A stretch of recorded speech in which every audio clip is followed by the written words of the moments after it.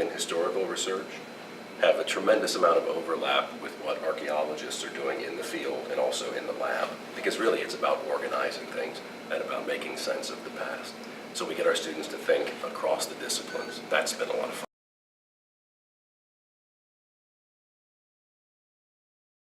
Areas of brick rubble and also large rocks that are in place, which we're exposing to try and find out the exact extent of it.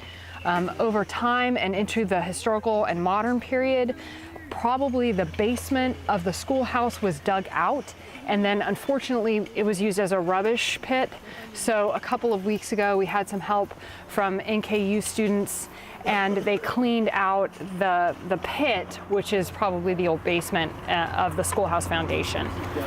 Now that's clean, we hope to excavate in there and determine how deep it is and to see if there are any structures that are underneath the current surface. So we've got students working over there exposing the walls, and we're finding a lot of pieces of brick, a lot of rocks, what we call in situ or in place, and we're just trying to understand the extent of the architectural feature that's there. Right here is what you can see as an old path. So we think this may have been a walkway up to the schoolhouse on the right, and then the men's dorm on the left. So the main entryways probably would have been right here where we're standing right now. So over in here, we expect to find some. We pulled out evidence of daily life, and by that we pulled out things which show what education was like. For example, we take for granted that we don't have blackboards, we have whiteboards now, right? And then people rarely use these and everything has become electronic. In the early 19th century, people used slate, and slate looked like a small chalkboard about like this that had lines engraved across it, and then that was used for writing. And the students used then what was called a slate stylus. Small, metal, and it was used then to actually etch into the slate their writing and their lessons for the day. So we found pieces of slate board. We've actually found the writing styli, which has been quite incredible. You think, a young person a century and a half ago had their hands on it. That's really neat. But then we found things like marbles, because they're children, they're playing, they're young, and they're also enjoying life. But we've also found evidence of food, with things they ate. We found chicken bones, we found butchered pork bones, things that the kids were actually trained to participate in making their own food.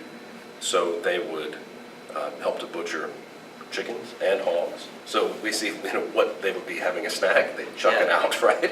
We've dug up things like that. On the more sinister side, one of the things that we did find was a musket ball. And the musket ball was collected from what would have been the entryway to the schoolhouse. And when we compare stories about slave catchers who came across from Kentucky to take young black people who either were escaped slaves or who were free black people, because here's the thing, in the early 19th century, the evidence that you were free had to be provided by the person who was captured. So imagine, I'm taken in the middle of the night. I don't have documentation on me to show that I'm a free individual and a citizen of Claremont County, right?